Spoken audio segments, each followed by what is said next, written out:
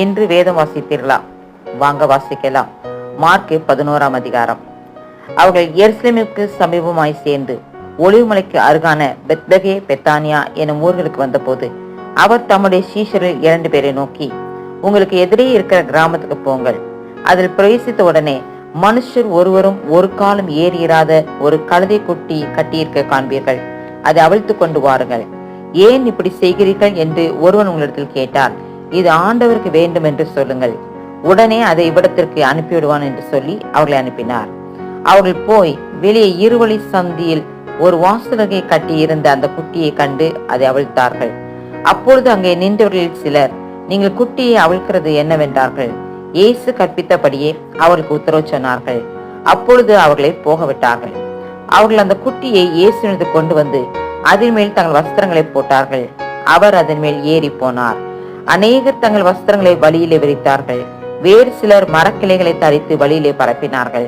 முன் நடப்பாரும் பின் நடப்பாரும், ஓசன்னா, கர்த்தரின் நாமத்தினாலே வருகிறவர் ஸ்தோத்தரிக்கப்பட்டவர், கர்த்தரின் நாமத்தினாலே வருகிற நம்முடைய பிதாவாகிய தாவீதின் ராஜ்யம் ஆசீர்வதிக்கப்படுவதாக, உன்னதத்திலே ஓசன்னா என்று சொல்லி ஆர்ப்பரித்தார்கள். அப்பொழுது இயேசு எருசலேமுக்கு வந்து தேவாலயத்தில் பிரவேசித்து எல்லாவற்றையும் சுற்றி பார்த்து சாயங்காலமான போது 12 கூட பெத்தானியாவுக்கு போனார். மறுநாளிலே அவர்கள் பெத்தானியாவிலிருந்து புறப்பட்டு வருகையில் அவருக்கு பசி உண்டாயிற்று. அப்பொழுது இலைகள் உள்ள ஒரு அத்தி மரத்தை தூரத்திலே கண்டு அதில் ஏதாக்கிலும் அகப்படுமோ என்று பார்க்க வந்தார். அத்திப்பழ காலமாய் இராதபடியால் அவர் அதனிடத்தில் வந்தபோது அதில் இலைகளை அல்லாமல் வேறொன்றையும் காணவில்லை. அப்பொழுது இயேசு அதை பார்த்து, இது முதல் ஒரு காலம் ஒருவனும் உன்னிடத்தில் கனியை புசியாதற்கு கடவன் என்றார். அதை அவருடைய சீஷர்கள் கேட்டார்கள். அவர்கள் எருசலேமுக்கு வந்தார்கள். இயேசு தேவாலயத்தில் பிரவேசித்து ஆலயத்தில் விற்கிறவர்களையும் கொல்லுகிறவர்களையும் துரத்திவிட்டு காசுக்காரருடைய பலகைகளையும் புறா விற்கிறவருடைய ஆசனங்களையும் கவிழ்த்து, ஒருவனும் தேவாலயத்தின் வழியாக யாதொரு பண்டத்தையும் கொண்டு போக விடாமல், என்னுடைய வீடு எல்லா ஜனங்களுக்கும் ஜெப வீடு எண்ணப்படும் என்று எழுதியிருக்கவில்லையா? நீங்களோ அதை கல்லர் குகையாக்கினீர்கள் என்று அவர்களுக்கு சொல்லி உபதேசித்தார். அதை வேத பாரகரும் பிரதான ஆசாரியரும் கேட்டு அவரை கொலை செய்ய வகை தேடினார்கள். ஆகிலும் ஜனங்கள் எல்லாரும் அவருடைய உபதேசத்தை குறித்து ஆச்சரியப்பட்டபடியினாலே அவருக்கு பயந்திருந்தார்கள். சாயங்காலமான போது அவர் நகரத்திலிருந்து புறப்பட்டு போனார். மறுநாள் காலையிலே அவர்கள் அவ்வழியாய் போகும்போது அந்த அத்தி மரம் வேரோட பட்டு போயிருக்கிறதை கண்டார்கள்.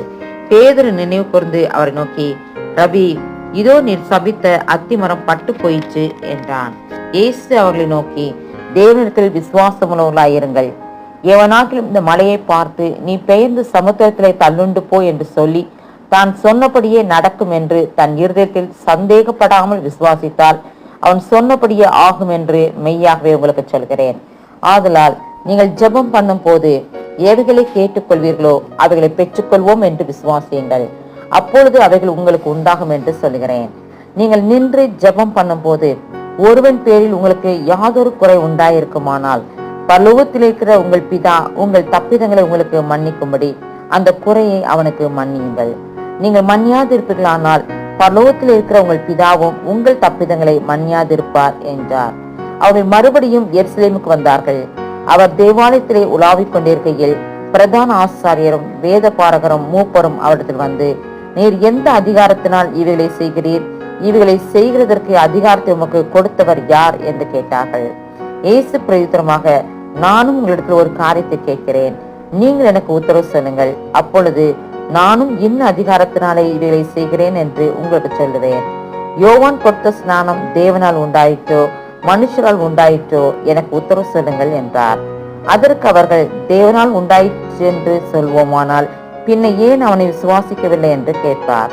மனுஷரால் உண்டாயிற்று என்று சொல்வோமானால் ஜனங்களுக்கு பயப்பட வேண்டியதாயிருக்கும். எல்லாரும் யோவானை மெய்யாக தீர்க்கதரிசி என்று எண்ணுகிறார்களே என்று தங்களுக்குள்ளே ஆலோசனை பண்ணி இயேசுக்கு பிரயுத்தரமாக, எங்களுக்கு தெரியாது என்றார்கள். அப்பொழுது இயேசு, நானும் இன்ன அதிகாரத்தினாலே இவைகளை செய்கிறேன் என்று உங்களுக்கு சொல்லேன் என்றார்.